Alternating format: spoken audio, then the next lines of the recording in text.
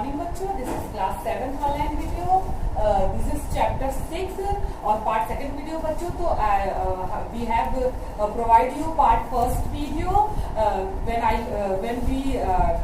when we discuss about heat and temperature. The chapter name was heat and temperature. Then we will discuss heat and temperature. What is heat, what is temperature? In this video I taught you, I suggest you, I told you heat is the energy, and I was discuss about thermometers.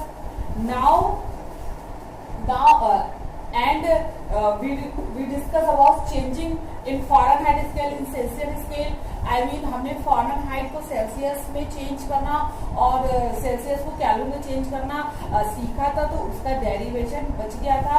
ये जो last point जो हमारा जहाँ ये according to formula हमने आपको ये भी बताया था कि सेल्सियस का जो इनिशियल पॉइंट होता है वो थर्मामीटर में 0 डिग्री से लेकर 100 डिग्री सेल्सियस तक, और केल्विन स्केल पर 273 केल्विन से 373 केल्विन पे, और फ़ारेनहाइट स्केल पर 32 से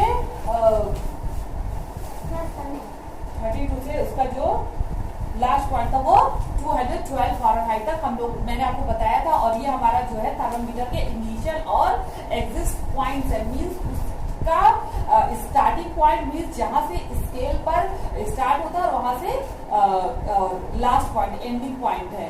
सेल्सियस पर हम 0 डिग्री से लेकर 100 डिग्री सेल्सियस तक का पॉइंट देखते हैं, और फ़ारेनहाइट पर हम 32 फ़ारेनहाइट से 212 फ़ारेनहाइट तक देखते हैं, और केल्विन स्केल पर हम 273 से 373 तक के पॉइंट्स देखते हैं.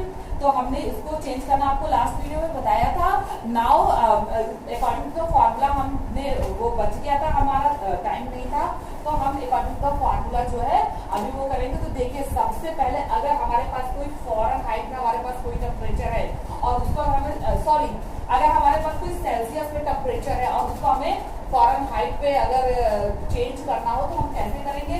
तो बच्चों, उसके पहले जो है हम एक बार ये बिल्कुल ध्यान में रखते हैं कि सेल्सियस का जो इनिशियल पॉइंट है वो 0 डिग्री सेल्सियस, और फ़ारेनहाइट का 32 फ़ारेनहाइट, और केल्विन का 273 केल्विन. तो हम इन्हीं इनिशियल पॉइंट्स को लेकर ही चेंजिंग देखेंगे कि एक्यूरेट हमें चेंज करने पर ये डिजिट मिल रही कि नहीं. अगर नहीं मिल रही तो हमारा फॉर्मूला रॉन्ग है.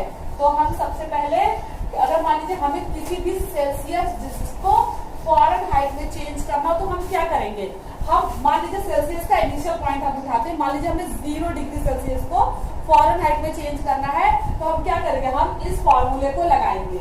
तो ये हमारा फॉर्मूला है, Fahrenheit is equal to C into 9/5 whole bracket plus 32. तो अब देखिए, अगर हमारा सेल्सियस 0 है तो हमने क्या किया, 0 इंटू 9/5. तो जब 0 से 9/5 को हम मल्टीप्लाई करेंगे तो 0 से मल्टीप्लाई करने में सभी कुछ हो जाता है 0. तो जब ये 0 हो जाता है तो और इसमें हम 32 प्लस करेंगे तो फ़ारेनहाइट स्केल पर 0 डिग्री सेल्सियस का जो फ़ारेनहाइट स्केल पर 0 डिग्री सेल्सियस कितना आएगा, 32 डिग्री फ़ारेनहाइट.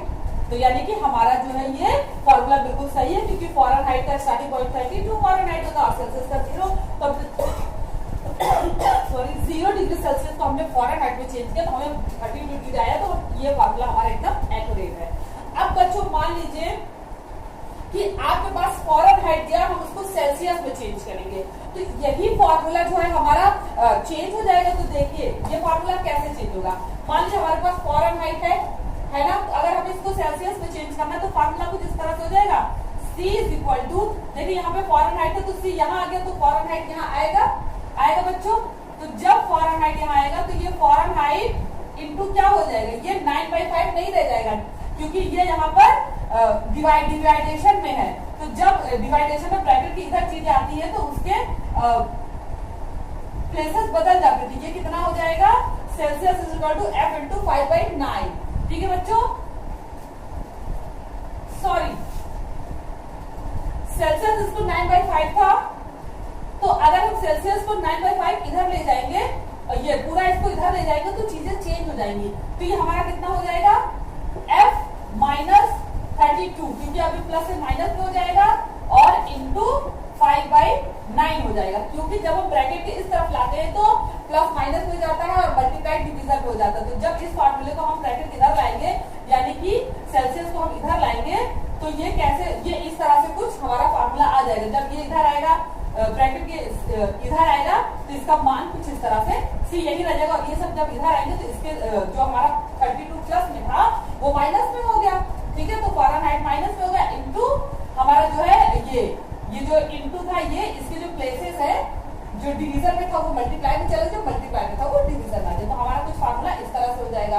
अगर हमको सेल्सियस से फ़ारेनहाइट में बदलना है तो ये फार्मूला है जिसको हमने यहाँ से लिया है, ठीक है। तो अब देखिए, हमें हमारे पास 32 फ़ारेनहाइट इनिशियल पॉइंट हमारे पास है। हम क्या करेंगे, यहाँ पर 32 प्लेस कर देंगे फ़ारेनहाइट की वैल्यू, माइनस 32 इंटू 5/9। तो अब ये क्या होगा, माइनस होने से C इज इक्वल टू, जब 32 माइनस 32 ये 0 आ जाएगा, तो 0 का अगर इसे मल्टीप्लाई करेंगे तो होल मीनिंग जो आती है वो 0 हो जाती है बच्चों। C is equal to 0 degree Celsius, समझ गए। तो C is equal to 0 degree, is equal to 0 degree, ठीक है बच्चों। अब देखिए, अगर किसी भी सेल्सियस में हमें टेम्परेचर मिला है, मान लीजिए हमें मिला है जैसे केल्विन का 273 है, तो आप देखिए फार्मूला क्या दिया है, K is equal to Celsius पर 273। अगर मान लीजिए हमारे पास कोई सेल्सियस का फार्मूला है और उसे हमें केल्विन में दिखाना है, तो उसका फार्मूला क्या होगा, सेल्सियस प्लस 273। हमें उसमें क्या करना है, 273 जोड़ देना है। तो मान लीजिए हमें 0 डिग्री सेल्सियस को केल्विन में बदलना है, तो हम क्या करेंगे, K is equal to 0 plus 273, यानी Kelvin is equal to 0 degree. इसी तरह बच्चों, अगर केल्विन को सेल्सियस में बदलना है तो Celsius is equal to 273 minus K। अगर मान लीजिए हम इनिशियल पॉइंट केल्विन का 273 लेते हैं, तो Celsius is equal to 273 minus 273 is equal to 0 degree Celsius. तो देखा बच्चों आपने कि हम इस फार्मूला के अकॉर्डिंग जो है कैसे कैल्शियम को, सेल्सियस को फ़ारेनहाइट और या सेल्सियस को केल्विन में हम चेंज कर सकते हैं, ठीक है बच्चों।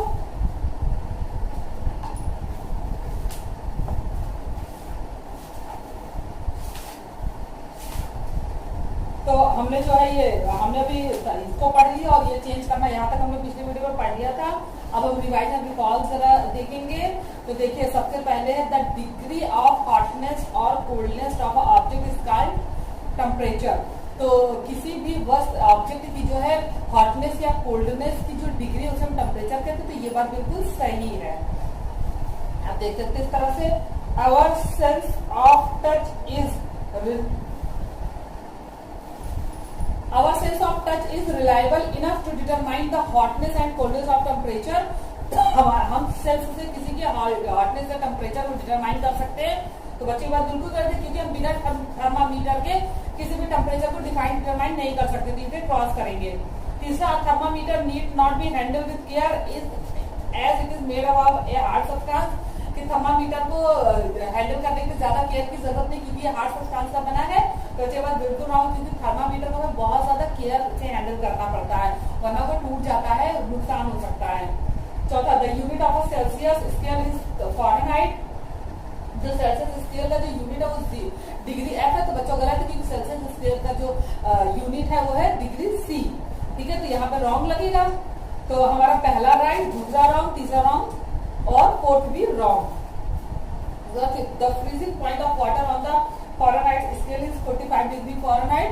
तो ये बात बिल्कुल गलत है, क्योंकि जो हमारा फ्रीजिंग पॉइंट ऑफ वाटर है वो बिल्कुल इनिशियल स्टेज से हम चेक करेंगे। तो हमारा इनिशियल स्टेज फ़ारेनहाइट में क्या है, 32 डिग्री फ़ारेनहाइट है, और सेल्सियस स्केल पे 0 डिग्री सेल्सियस और केल्विन स्केल पे 273 डिग्री केल्विन। तो फ़ारेनहाइट स्केल पे क्या होगा, ये 32 डिग्री होना चाहिए, लेकिन ये 32 डिग्री फ़ारेनहाइट दिखा रहा, तो ये भी रॉन्ग है, ठीक है बच्चों। तो अब हम पढ़ेंगे ट्रांसफर ऑफ हीट। हीट का ट्रांसफरेशन कैसे होता है, तो इसको भी हमने पहले जब हीट पढ़ाया था तभी आपको पढ़ाया था कि जैसे हमारे जो ये मटेरियल्स के मॉलिक्यूल्स हैं वो क्या करते हैं, इसका एक मॉलिक्यूल अगले को एनर्जी देता है, जो एनर्जी ये लेता है वो अगले को देता है, अगला अगले को देता है, इस तरह से ऐसे ऐसे करके इनमें से हीट जो है वो ट्रांसफर होता है। तो ट्रांसफर ऑफ हीट को हम किस तरह से ट्रांसफर हो सकते हैं, लिक्विड में कैसे ट्रांसफर होता है, गैस में कैसे ट्रांसफर होता है, सॉलिड में कैसे ट्रांसफर होता है, इसको हम पढ़ेंगे। Heat energy always flow from a region to high temperature to region of lower temperature. और पहली बात, ये बात हमने पिछले वीडियो में भी बार बार आपको बताई कि हीट एनर्जी जो होती है वो हाई टेम्परेचर से लो की ओर फ्लो होती है, मीन्स गर्म वस्तु से ठंडी वस्तु की ओर फ्लो होती है। ठीक है बच्चों, तो heat can be transferred from one object to another by 3 method. तो जो हीट है वो किसी भी ऑब्जेक्ट में 3 मेथड से ट्रांसफर हो सकता है। एक ऑब्जेक्ट से दूसरे ऑब्जेक्ट में 3 मेथड से ट्रांसफर हो सकता है। सबसे पहला कंडक्शन, दूसरा कन्वेक्शन और तीसरा रेडिएशन। ठीक है बच्चों, तो कंडक्शन तो बच्चों आपको पता है, आपने पढ़ा ही कि जब हम दो ऑब्जेक्ट को पास में ऐसे रख दीजिए, मान लीजिए दो हमारे पास ऑब्जेक्ट है, एक गर्म ऑब्जेक्ट है, एक ठंडा, सेम मटेरियल का बना हुआ, तो उनको जब हम ऐसे आपस में टच करा देंगे तो जो गर्म मटेरियल से हीट एनर्जी ठंडी मटेरियल तक जो है चली जाएगी। ये होता है कंडक्शन। जब दो पदार्थ को हम आपस में जोड़ दें और दो मटेरियल को आपस में टच करके रखें तो conduction by touch. By touch जब हीट एनर्जी फ्लो होती है तो उसे हम कंडक्शन कहते हैं। चलिए बुक भी पढ़ लेते हैं। Conduction is the transfer of heat from hotter part to a colder part of an object due to collision of his particle without the actual movement of the particle from their position। Means जब हम उसको collection यानी एक cloudy रूप में touch करा के रख देंगे तो हीट जो है ट्रांसफर होगी by touch, molecule to molecule by touch. जब वो ट्रांसफर होगी जिसे हम कहेंगे कंडक्शन। ठीक है बच्चों, The heat transfer through conduction occurs within solids and between solid substance that are direct connect with each other। तो जो कंडक्शन होगा बच्चों वो सॉलिड सब्सटेंस में होगा, वो भी उस सब्सटेंस में जो सॉलिड सब्सटेंस आपस में कनेक्ट होगी। कंडक्शन वह प्रक्रिया है जो सॉलिड सब्सटेंस में हीट ट्रांसफर करती है, वो भी तब जब दोनों सॉलिड सब्सटेंस आपस में तरह से चिपका के रखते हैं। मान लीजिए जैसे हमारे पास एक लोहे की रॉड है और उसको हम एक तरफ से हीट दे रहे हैं, वो गर्म है, तो लोहे की रॉड से अगर मान लीजिए हम एक लोहे की पिन टच करा देते हैं तो जो हीट जो होगी वो लोहे की रॉड से लोहे की पिन में भी आ जाएगी। ठीक है, और ये हीट का प्रोसेस तब तक होता है जब तक लोहे की रॉड और पिन का टेम्परेचर इक्वल ना हो जाए। तो कंडक्शन हमेशा सॉलिड मटेरियल से होता है। ठीक है बच्चों, how will a material conduct heat depends how close the particles are arranged. कभी कभी ये होता है कि और जो कंडक्शन का जो रेट है वो उस पर डिपेंड करता है दोनों मटेरियल कितने पास रखे गए हैं। बिल्कुल जरा सा टच करा के, ज्यादा टच करा के, उनकी ज्यादा सरफेस टच कर रही है, पॉइंट टच कर रहा है, तो ये सब क्या है, हीट का जो कंडक्शन है, हीट का जो परिचालन है मॉलिक्यूल्स टू मॉलिक्यूल्स, तो उसको हमें जो है जब हम जो हमारा सॉलिड मटेरियल है वो उस पर डिपेंड करता है वो कितना ज्यादा उस पर टच करके रखा है। आपको समझ आया ना, कंडक्शन जैसे कंडक्टर होता था वैसे कंडक्शन है। हीट का एक सॉलिड मटेरियल से दूसरे सॉलिड मटेरियल की ओर फ्लो होना या गर्म से ठंडी की ओर फ्लो होना, वो कंडक्शन कहलाता है। ठीक है बच्चों, हाउ डज कंडक्शन अकर, कैसे कंडक्शन आएगा।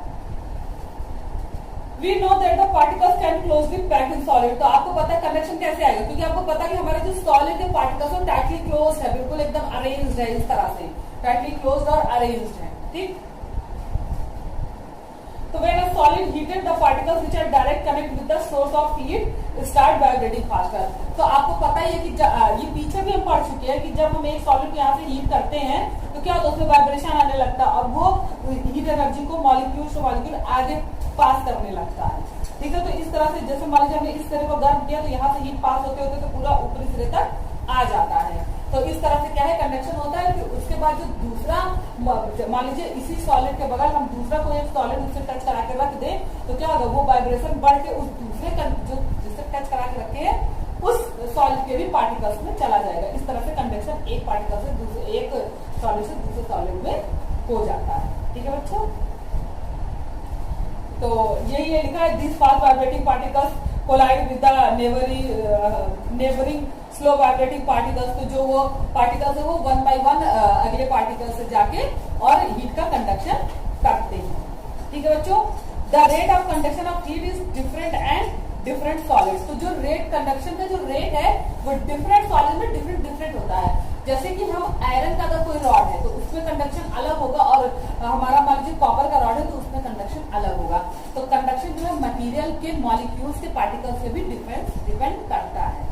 ठीक है बच्चों, इन दिस ऑब्जेक्ट शो है, देखिए यहाँ पे जो ऑब्जेक्ट दिख रहा है सभी लोग अपने बुक में देखेंगे या एक बार यहाँ पे देख सकते हैं। देखिए यहाँ ऑब्जेक्ट शो हो रहा है, एक हमारा ये जो एल्यूमिनियम का कुकर है और हमारा नॉन स्टिक जो तवा है, तो ये अलग मटेरियल का बना हुआ है, ये हार्ड सब्सटेंस है और ये हीट को जो है इसका जो इग्निशन पॉइंट है वो बहुत ही ज्यादा है और इसका इग्निशन पॉइंट उसके कंपैरिजन में कम है। ठीक है, तो अब देखते हैं क्या होता है। तो in this object show here certain part of this device, body of the cooker and face of the frying pan heat up easily while certain other part the handle and all these device do not। तो इसमें दिखा रहा है, देखिए सबसे पहले तो जो सरफेस हीट के कंडक्ट में रहेगा वो जल्दी से गर्म होगा। तो जैसे कि कुकर को जब हम गैस पर से आते हैं तो हमारा जो कुकर का नीचे का सरफेस वो हीट के कनेक्शन में रहता है, तो इसका बॉडी जो जल्दी गर्म हो जाएगा। और लेकिन जो इसका हैंडल है वहां उसको गर्म होने में थोड़ा समय लगेगा, उसको गर्म होने में टाइम लगेगा, क्योंकि ये पार्ट्स वाइब्रेट होकर जो है हीट जो है इसके पार्ट इसको ऐसे देंगे। तो जब यहाँ पे क्या है कि ज्यादा सरफेस जो है हीट का कंडक्शन कर रहा है, लेकिन जो हैंडल में क्या है इतने ही पार्ट हीट कंडक्ट करेंगे, जितने हैंडल से यहाँ टच होंगे इतने ही पार्ट तो हीट करेंगे, सोर्स ऑफ हीट से इतने ही कनेक्ट है, तो वो इधर वाइब्रेट करेंगे इधर वाइब्रेट करेंगे, तो हैंडल को गर्म होने में समय लगेगा और हैंडल जो है बॉडी के अकॉर्डिंग कम गर्म होगा। ठीक है बच्चों, इसी तरह से तवे का भी सरफेस उसकी सरफेस जल्दी गर्म हो जाएगा और हैंडल गर्म होने में टाइम लगेगा। ठीक है, तो material that do not allow the conduction heat is called insulator. अब जो मटेरियल जो हीट को बिल्कुल भी अपने से कंडक्ट नहीं करने देती उसे हम इंसुलेटर कहते हैं। प्रीवियस क्लास में भी पढ़ चुके हैं हम कंडक्टर और इंसुलेटर के बारे में। तो जो अपने से हीट और इलेक्ट्रिसिटी को पास होने देते उन्हें हम कहते हैं कंडक्टर, और जो अपने से हीट और इलेक्ट्रिसिटी को पार नहीं होने देते उन्हें हम कहते हैं इंसुलेटर। तो बच्चों देखिए जो ये कुकवेयर में हमारा ये जो हैंडल में लगा है, जो आपको ब्लैक कलर का मटेरियल दिख रहा है, ये इंसुलेटर है। ये हीट को अपने से पार नहीं देता, इस वजह से हम जब कुकर को हमें खाना बनाना होता है तो ये जो है इंसुलेटर लगे होने की वजह से गर्म नहीं होते, इनमें हीट पास नहीं होता है, तो हम इन्हें आराम से इजिली पकड़ लेते हैं, इजिली कैच करके हम अपने बर्तन को आराम से यूज कर सकते हैं। इसी तरह से तवे में भी ये देखिए इंसुलेटर्स लगे होते हैं, तो ये क्या करते हैं हीट को अपने से पास नहीं देते, इनमें हीट नहीं प्रोड्यूस होता है, ये गर्म नहीं होते हैं, तो हम इन्हें आसानी से पकड़ सकते हैं। ठीक है बच्चों, तो कुकवेयर में हमारे जो इंसुलेटर ज्यादा से ज्यादा लगे every cookware has insulators in handle and side beside their handle besides। जैसे कि कुकवेयर देखिए इधर भी साइड ये लगा हुआ है, इधर भी लगा, जिससे उसको कच्ची बने में पकड़ने में आसान है। तो प्रैक्टिकल एप्लीकेशंस ऑफ कंडक्टर, देखिए following of some practical applications of conduction. ये देखिए आप जो कुछ प्रैक्टिकली जो आपको कंडक्शन के लिए जो कुछ फॉलो करने हैं प्रैक्टिकल्स तो आप देख सकते हैं। Pans use for cooking are usually made of material such as steel, copper और aluminium, while their handles are made of plastic. तो बच्चों इसका मतलब ये है कि प्रैक्टिकली जब हम कंडक्शन अप्लायंसेस को यूज करते हैं तो उसको प्रैक्टिकल में हम क्या करते हैं, कंडक्शन अप्लायंसेस को यूज करने के लिए हमें एक इंसुलेटर का भी जरूरत पड़ता है। जैसे कि देखिए कुकवेयर है या हमारा ये जो ये कुकवेयर पॉट है या ये हमारा तवा है, तो इसमें क्या है कि आपको एज अ इंसुलेटर ये जो हैंडल्स पे ये यूज किया गया है, तो इससे क्या होगा कि ये जो है हीट को कंडक्ट करने से रोकता है, तो हम इसको यहां से होल्ड कर पाते हैं अच्छे से। अगर ये इंसुलेटर ना हो तो क्या होगा कि हम अच्छे से होल्ड नहीं कर पाएंगे। तो ये प्रैक्टिकली हम जब कंडक्शन का यूज करते हैं, मतलब कंडक्शन में हमारे दैनिक कार्यों में या हमारे कामों में जब कंडक्शन होता है तो हम कैसे उसको हैंडल करते हैं, यही आपको यहाँ पर ये बताएंगे। जैसे pans use for cooking are usually made of metals such as steel. तो जो पैन्स बनते हैं तो उसमें क्या होता है कि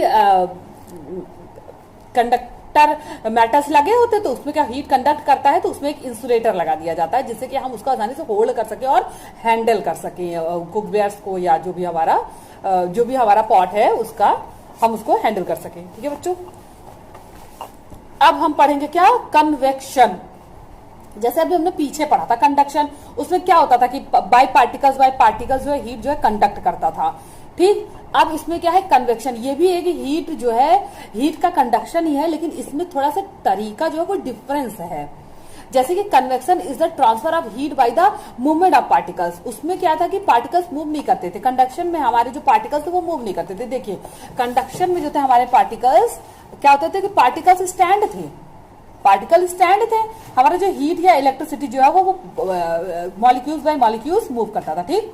लेकिन कन्वेक्शन में क्या है, हमारे पार्टिकल्स ही मूव कर जाते हैं।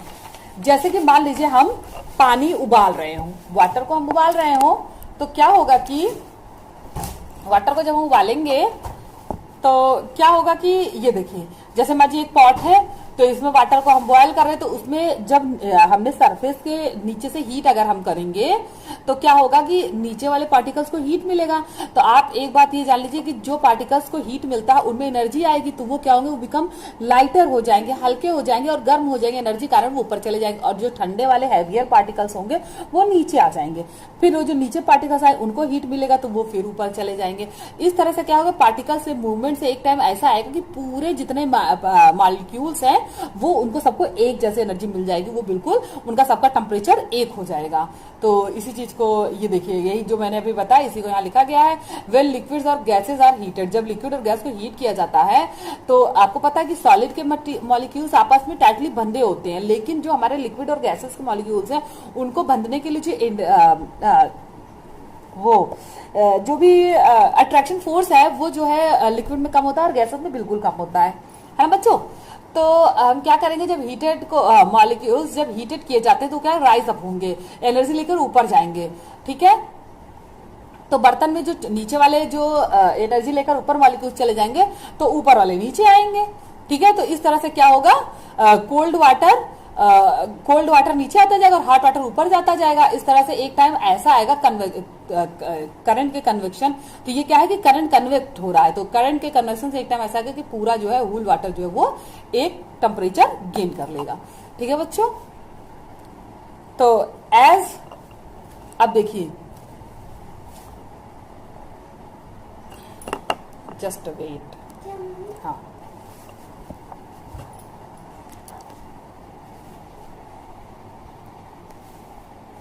as maintained earlier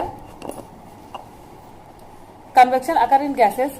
और गैसेस में कैसे कन्वेक्शन होता है, an example of this the formation of sea breeze and land breeze. तो देखिए गैसेस में कैसे कन्वेक्शन होता है, तो हम यहाँ पर देख सकते हैं, देखिए ये सी ब्रीज है यानी समुद्र के ऊपर बहने वाली हवा, और लैंड ब्रीज यानी लैंड के ऊपर बहने वाली हवा, ठीक है बच्चों। तो अब देखिए इसमें कन्वेक्शन कैसे होता है। Land breezes coastal areas, water in the sea, देखिए ड्यूरिंग डे टाइम, दिन के समय क्या होगा, the air above the land gets warm, क्योंकि जो जमीन के ऊपर की जो हवा होगी वो सनरेज के कारण गर्मी पाएगी, ठीक है, और राइज करेगी, ऊपर चली जाएगी। And the air from over the sea flow into take place, और जो सी ब्रीज के ऊपर की जो हवा होगी वो आके लैंड के ऊपर की हवा को टेक कर लेगा, ठीक है।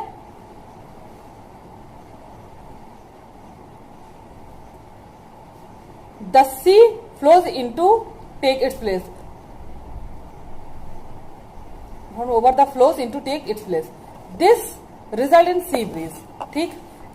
तो दिन में क्या होगा बच्चों, हाँ ये चीज हम आपको समझाने का प्रयास करें कि देखिए आप लोगों ने कभी ये सोचा है कि समुद्र के ऊपर, हाँ सोचा नहीं है, आपको मैं एक बात बताती हूँ कि समुद्र के ऊपर जो है दिन के टाइम में हवा गर्म होती है, क्लाइमेट गर्म होता है, और दिन के टाइम में जो है इसके ऊपर जो है लैंड के ऊपर, समुद्र के किनारे जो लैंड होता है उनके ऊपर हवाएं ठंडी होती है। उसका रीजन हम बताते हैं, ये कन्वेक्शन के कारण होता है।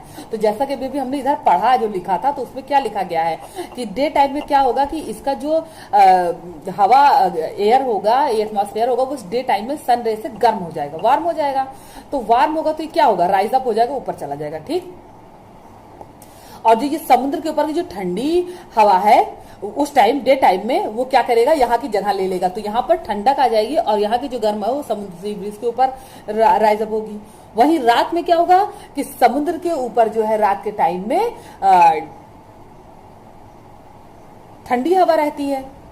अरे समुद्र के टाइम में, रात के टाइम में क्या होगा कि सेम इस प्रोसेस का जो हमारा लैंड ब्रीज है उसी का सेम उल्टा प्रोसेस होगा। दिन में यहाँ पर हवा ठंडी होती है और समुद्र में रात में हवा यहाँ पर गर्म होती, ठंडी होती है।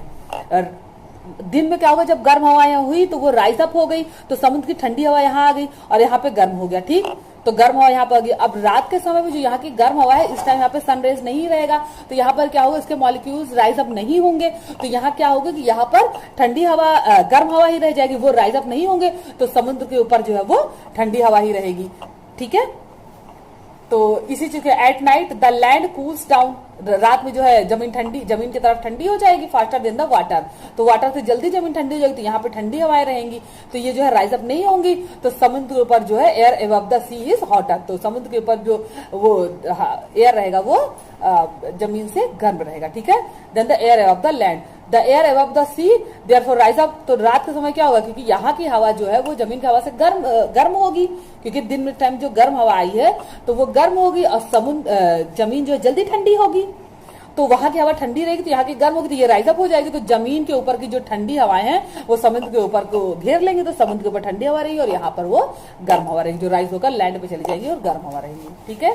तो यही रीजन है कि दिन के समय लैंड ब्रीज ठंडी और रात के समय लैंड ब्रीज गर्म हो जाती है, और समुद्र की जो सी ब्रीज है वो दिन के समय गर्म और रात के समय ठंडी हो जाती है, ठीक है बच्चों। अब इसका कन्वेक्शन का पार्टिकल अप्लाइंसेस हम देख सकते हैं, मतलब प्रैक्टिकल अप्लाइंसेस हम देख सकते हैं कन्वेक्शन का। देखिए, following are some practical appliances in convection. देखिए, exhaust fan in kitchen are always fitted high cross the ceiling so that they can remove the hot air that rise up. तो देखिए, जो हम कन्वेक्शन का जो example है, आप देखिए एग्जॉस्ट फैन जो लगता है वो हमेशा हाई पे लगता है, बिल्कुल सीलिंग फैन के छत से लगा हुआ, छत से थोड़े ही नीचे जो है हम एग्जॉस्ट फैन लगाते हैं, तो क्या करता है, जो हमारे कमरे की गर्म हवा है वो राइज अप होती है, तो वो उनको बाहर रिमूव करता है, ठीक है। तो room heater are placed in the floor, और रूम हीटर को हमेशा फर्श पे लगाया जाता है, क्यों, क्योंकि जो ठंडी हवा होती है वो कूल्स डाउन होकर नीचे की तरफ आती है, तो वहां पे रूम हीटर लगाने से वहां पे उन हवाओं को गर्म करके वो राइज अप कर देता है, और जो गर्म हवा राइज होकर ऊपर जाती है, इसलिए एग्जॉस्ट फैन हमेशा ऊपर लगाए जाते हैं, ठीक है बच्चों। तो ये हमारे प्रैक्टिकली हम कन्वेक्शन का यहाँ पर यूज करते हैं। और the ventilators of a room are at the top of a window or a door. This is because when the air is room gets heated, is rise up and passes out from the ventilators of the top. इसीलिए देखिए, जो ventilators बनाए जाते हैं किसी जो हमारा underground rooms होते हैं या किसी भी कमरे में जो वेंटिलेटर बनाए जाते हैं, उनको हम क्या करते हैं, टॉप पे बनाते हैं, क्योंकि जो गर्म हवा रूम की होती है वो राइज होकर उससे होल्स से निकल जाती है, पास हो जाती है, ठीक है। अब बच्चों, रेडिएशन देखिए, हमने दो पढ़ लिया, एक हमने कंडक्टर पढ़ा कि मॉलिक्यूल टू मॉलिक्यूल कैसे हीट एनर्जी पास होती है, और कन्वेक्शन पढ़ा कि मॉलिक्यूल्स मूव करते हैं और हीट एनर्जी जो है पूरे हमारे वेंडर में पूरा घूम जाती है। अब हम रेडिएशन पढ़ेंगे कि रेडिएशन क्या होता है। तो in atmospheric heating due to conduction, convection and radiation, तो हमारा जो एटमॉस्फेयर है वो कंडक्शन, कन्वेक्शन, रेडिएशन द्वारा ही हीट अप होता है।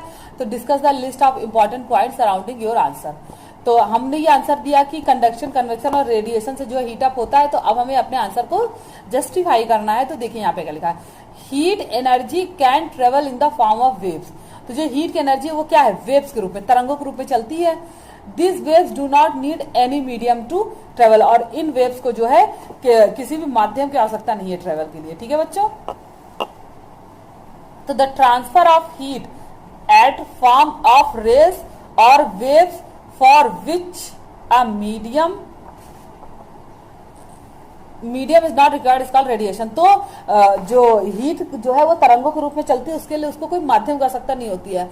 तो बिना माध्यम के जो हीट जो है चलती है उसे हम रेडिएशन कहते हैं। जैसे जब कंडक्शन या कन्वेक्शन में क्या हमारे पास एक मीडियम था कि हमारे मॉलिक्यूल्स एनर्जी को चलाते थे, लेकिन रेडिएशन में किसी भी मॉलिक्यूल की जरूरत नहीं है, विदाउट कभी कभी पार्शियली मीडियम की जरूरत होती है, वरना बिना मीडियम के जब हीट एनर्जी ट्रांसफर होती है तो उसे हम रेडिएशन कहते हैं। इफ यू स्टैंड आउटसाइड, जैसे कि अब देखिए सन है, आप जो है सन में आप बाहर अगर खड़े रहिए तो क्या होगा, आपको जो है गर्मी महसूस होने लगेगी। तो जो सूरज की गर्मी है वो हमें, ये देखिए, यू स्टार्ट फीलिंग वार्म, आप जो है गर्मी महसूस करेंगे। ठीक है। How does the heat energy of the sun travel to earth is reaches us. तो आपको पता है कि जो सूरज की एनर्जी है वो अर्थ तक कैसे आई, तो वो बिना किसी माध्यम के रेडिएशन से आई, ठीक है। Although radiation does not record any medium, तो लगभग रेडिएशन को मीडियम की जरूरत नहीं होती है। It is also not obstructed by the presence of any medium, thus heat can radiate through air as well as water. तो ऊष्मा जो है वो हवा में भी उतना ही रेडिएट कर सकती है जितना पानी में कर सकती है, उसको किसी माध्यम की जरूरत नहीं होती, तो बिना माध्यम के आराम से चल सकती है, ठीक है बच्चों। अब देखिए दूसरी बात, जितने भी हमारे हीट ऑब्जेक्ट वो क्या करते हैं, ऑल हीट ऑब्जेक्ट जो है वो हीट को रेडिएट करते हैं। When radiation fall on the object a part of is absorb the remaining the reflected the amount of heat absorb the reflected by the object. मतलब कि ये कह रहा है कि सभी जो गर्म वस्तु जो है वो हीट रिलीज करती है या वो रेडिएट करती है, तो जब ये हीट रेडिएट करती है तो किसी सरफेस द्वारा या किसी बॉडी द्वारा ऑब्जर्व किया जाता है, तो हीट का जो ऑब्जर्व किया जाता है तो part of is observe and the remaining are reflected. तो अगर किसी मान लीजिए हीट कहीं से एक्सपोज हो रही है या रेडिएट हो रही है, वो किसी सरफेस गिर रही, तो वहां से थोड़ा ऑब्जर्व करके जो है वो रिफ्लेक्ट कर दी जाती है। तो the amount of heat absorbed और reflected by an object depend on several factors. तो जो ये इसका ऑब्जर्व करने या रिफ्लेक्ट करने का जो उसका मतलब जो उसका मानक है कि वो किस मान पर रिफ्लेक्ट या ऑब्जर्व करती है, तो उसके लिए हमें कई फैक्टर्स जिम्मेदार है बच्चों, जैसे कि सरफेस, उसका कलर, उसकी सरफेस का स्मूथनेस या ट्रैक्चर, ये सभी चीजें डिपेंड करती है कि हीट कितनी ऑब्जर्व की जाती है, और मटेरियल भी डिपेंड कर सकता है कि हीट कितनी ऑब्जर्व की जाती है और या कितना रिफ्लेक्ट होती है, ठीक है बच्चों। तो अब प्रैक्टिकली हम जो है हीट का ऑब्जर्व वाला जो रेडिएशन का हम एग्जांपल देखते हैं कि हम दैनिक जीवन में कहाँ उपयोग करते हैं। देखिए solar heaters are designing to use the heat energy from the sun for cooking food. तो जो हम सोलर कुकर होता है, हमारा सोलर हीटर होता है, वो क्या करता है, सनरेज को कैच करके एनर्जी प्रोड्यूस करता है ना, हीट एनर्जी पे बदलता है। तो ये क्या करता है, ये ऑब्जर्व करता है। तो यहाँ पे हम दैनिक जीवन में ही रेडिएशन का यहाँ पर यूज करते हैं सोलर कुकर्स में या सोलर हीटर्स में। फिर we prefer wearing light colour cloth. हम क्या करते हैं, गर्मियों में लाइट कलर क्लोथ पहनते हैं, light colour cloth plus cotton cloth. क्यों, light colour are poor absorber of heat. तो लाइट कलर क्या करते हैं, हीट को ज्यादा ऑब्जर्व नहीं करते हैं, तो ये पुअर ऑब्जर्वर होते हैं। इसकी वजह से ये जो है हम गर्मियों में हमें ठंडक देते हैं, क्योंकि हम गर्मियों में जब ज्यादा हीट ऑब्जर्व नहीं करते हैं तो हमारी बॉडी गर्म नहीं होती है, ठीक है। तो ये डेली यूज में हम रेडिएशन से बचने के या रेडिएशन का यूज हम यहाँ पर करते हैं। अब हम बात करेंगे working of a thermal flask. जो हमारा थर्मल फ्लास्क है, जिसमें अगर हम गर्म वस्तु भरते हैं तो गर्म ही रहती है, ठंडी वस्तु भरते हैं तो ठंडी ही रहती है, वो कैसे वर्क करता है बच्चों, ये सबको जानना बहुत जरूरी है। क्योंकि सभी लोग कहते हैं ये गर्म वाला फ्लास्क है तो उसमें हम गर्म चीजें रखें, लेकिन ऐसा नहीं है। अगर हम हमारे पास जो थर्मल फ्लास्क है उसमें हम जिस भी टेम्परेचर में जो भी वस्तु भरते हैं वो उसके टेम्परेचर को प्लस या माइनस नहीं होने देता, अप या डाउन नहीं होने देता है, ठीक है। तो अब ये कैसे वर्क करता है इसको हम पढ़ेंगे। A thermal flask maintains the temperature of the substance keep in it. तो थर्मल फ्लास्क उसका टेम्परेचर मेंटेन करता है जो इसके अंदर रखा जाता है। It keeps the hot substance hot and cold substance cold. ये क्या करता है, गर्म वस्तु को गर्म और ठंडे वस्तु को ठंडा करता है। अब ये काम कैसे करता है हम इसे देखेंगे। The outer casting of thermal flask is made up of the outer class of thermal made up of plastic. जिसका जो बाहरी वो होता है सिरा वो प्लास्टिक का बना होता है, ठीक है।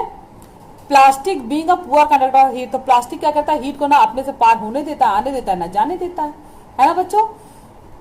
Act as an insulator preventing the heat. और वो एक इंसुलेटर के जैसे हीट को आगे अंदर बाहर नहीं करने देता, लॉस नहीं करने देता ना, ठीक है। Inside it is a double walled container made of glass और स्टेनलेस स्टील। तो both the walls are polished so they are shiny. The space between the two walls is a vacuum. This prevents heat loss through convection since there are no air particles to carry out the transfer of heat. The shiny structure of the wall also prevent heat loss through radiation. देखिए thermal flask में क्या होता है कि इसका जो बाहर का जो प्लास्टिक कवर है वो क्या करता है, हीट का पुअर कंडक्टर होता है, तो ये जो है हीट को अंदर बाहर नहीं आने देता है। उसके बाद इसमें क्या होता है कि ग्लास और स्टील का जो है फ्लास्क लगा होता है। तो ये जो और इस प्लास्टिक और ग्लास स्टील के बीच में वैक्यूम क्रिएट रहता है, ठीक है। तो ये जो ग्लास होता है ये भी पुअर कंडक्टर ऑफ हीट है और उसका जो सरफेस होता है एकदम बिल्कुल शाइनी होता है। किसका सरफेस जो शाइनी होता है तो वो रेडिएशन रोकता है। शाइनी सरफेस क्या करता है कि वो हीट के रेडिएशन को, हीट को बाहर जाने से रोकता है। तो इस तरह से इसमें और इसमें जो वैक्यूम जो किनारे क्रिएट होता है तो वो कन्वेक्शन को रोकता है। तो इस तरह से क्या है कि इसमें हम ना कंडक्शन होता है, ना कन्वेक्शन होता है, ना रेडिएशन होता है। इस वजह से इसकी हीट जो है लॉस नहीं होती है। तो जो भी एनर्जी का लिक्विड हम इसमें रखते हैं, जिस भी एनर्जी का सब्सटेंस इसमें रखते हैं, उसका एनर्जी मेंटेन रहता है। तो थर्मल फ्लास्क जो है हमारा वो इसी प्रोसेस से काम करता है बच्चों। ठीक है, तो आपका ये चैप्टर कंप्लीट हो गया है और आपकी इसके एक्सरसाइज जो है आपको कल प्रोवाइड की जाएगी। आपको 5th तक आपका जो क्वेश्चन आंसर और वर्ड मीनिंग एक्सरसाइज सब कुछ आपका कैंपस अपलोड है, आप वहां से कंप्लीट कर लेंगे। आई होप 5th चैप्टर तक सबने कंप्लीट कर लिया होगा। अब जो है 6th चैप्टर भी आपका आज कंप्लीट हो गया है। अब 6th चैप्टर सभी लोग कंप्लीट करेंगे। तो good luck for your homework.